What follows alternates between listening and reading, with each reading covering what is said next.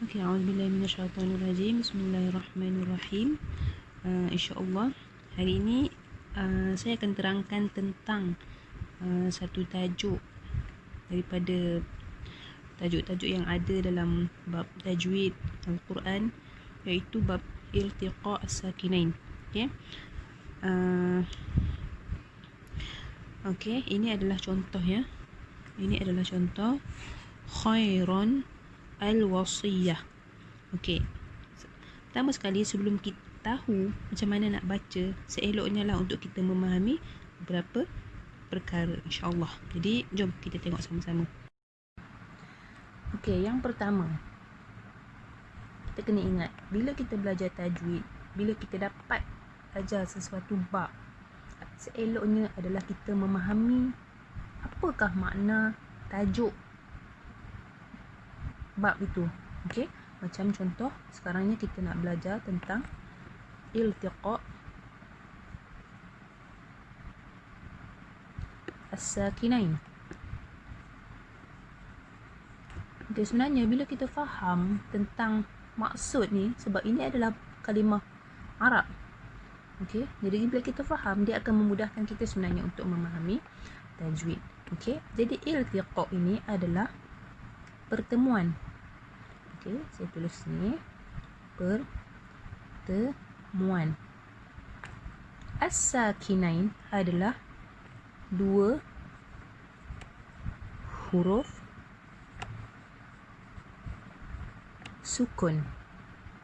Jadi sebenarnya bab ni nak cerita kat kita tentang bila ada dua huruf yang sukun, iaitu apa itu sukun? Huruf yang mati. Contoh nun mati. Ini kita panggil sukun as-sakinah. Okey, tapi kadang-kadang orang kita panggil nun mati. Nun mati ataupun nun sakinah adalah benda yang sama. Jadi kita faham sekarang iltiqa' as-sakinain, dia nak cerita kat kita tentang pertemuan dua huruf sukun. Jadi dia nak cerita apa dekat kita? Dia nak cerita tentang huruf yang sukun bila bertemu. Okey, contoh ada dua huruf, ba dan ba. Ba dan ba, dua-dua ini sukun. Jadi sekiranya kita ada dua huruf tetapi dua-dua adalah sukun, boleh tak kita nak baca? Dah tentu tak boleh. Mustahil untuk kita membunyikan, membaca, okey, dua huruf tersebut. Berbanding jika ada dua huruf, saya ambil huruf yang sama, ba dan ba, yang pertama berbaris, yang kedua sukun, maka kita dapat baca baba. Okey, faham? Jadi sekarang dia nak cerita tentang yang pertama ini, dua huruf yang sukun bertemu, okey, di dalam Al-Quran. Okey, jadi saya yakin ramai yang dah dapat video tentang 33 tempat di dalam Al-Quran yang mana iltiqa' as-sakinain, bertemu dua sukun. Okey, jadi mari kita tengok pada tempat yang pertama yang disenaraikan dalam video tersebut, okey, iaitu dalam surah Al-Baqarah ayat 180. Okey, dua baris khairan. Okey, hamzah wasal al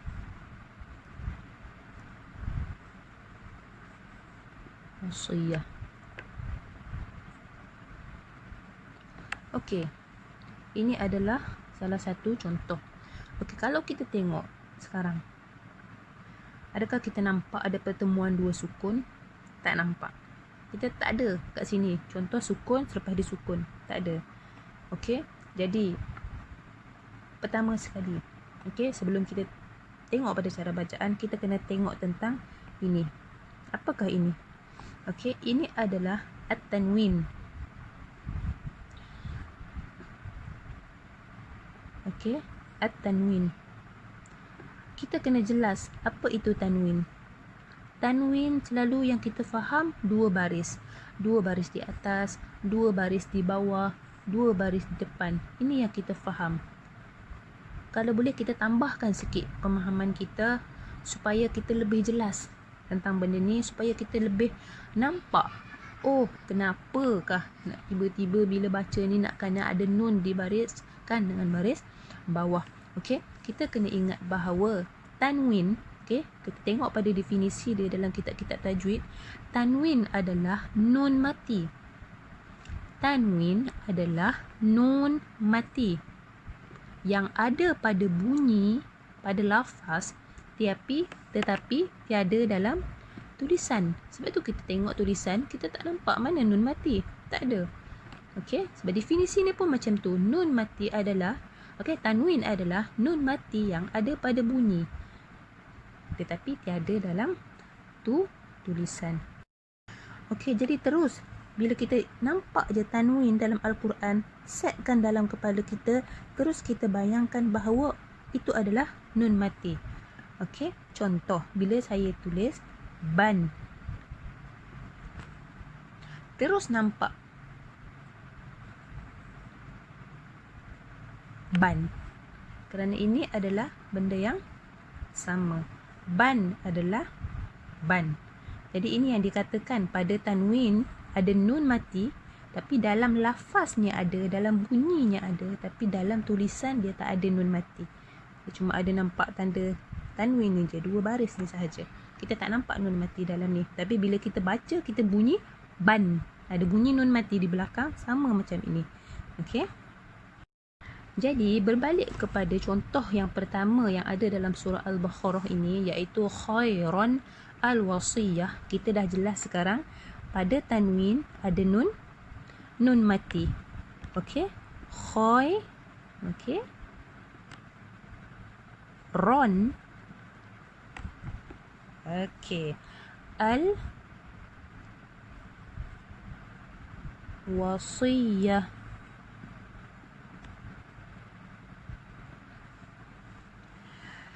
Nampak?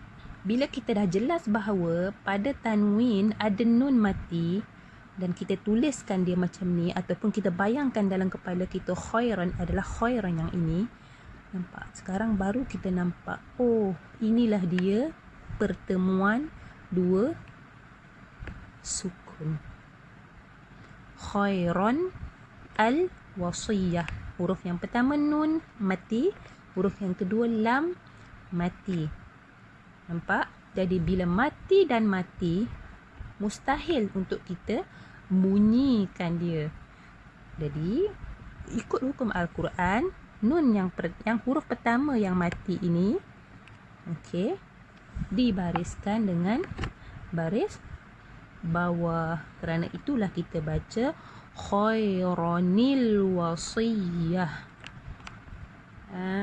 Okey. Jadi sebenarnya dia tak perlulah kita kata bila khairan wasiyah tambah nun. Dia tak perlu tambah sebenarnya, sebab nun mati itu dah ada dah di dalam tanwin itu. Cuma kita kena jelaskan benda tu di dalam fahaman kita bahawa bila ada tanwin, ada nun mati. Jadi mati bertemu mati tidak boleh berbunyi, maka yang pertama ini dibariskan dengan baris bawah. Khairanil wasiyah. Jadi ada orang tanya, macam mana nak kenal? Takut tak terperasan dalam Al-Quran, sebab dia tak ada tulis siap-siap. Nun baris bawah itu macam mana? Nun yang dibaca dengan baris bawah tu macam mana? Dekat mana tempat dia? Okey, jadi kalau kita tengok pada contoh ini, okey, kalau cara kita kenal adalah tanwin selepas dia ada hamzah wasal. Ni yang diwarnakan dengan warna kelabu ini, alif yang ada kepala sad kecil itu dipanggil hamzah wasal. Jadi itu cara kita kenal. Kita nampak ada tanwin dalam Al-Quran, kemudian selepas dia ada hamzah wasal, oh kita tahu ini adalah iltiqa as-sakinain. Okey, jadi kita baca khairanil wasiyah. Cuma kaedah tadi seperti mana yang dah saya terangkan. Sesetengah Al-Quran dia dah ada. Kalau Quran kita yang lama resam dulu, dia dah ada tulis nun baris bawah.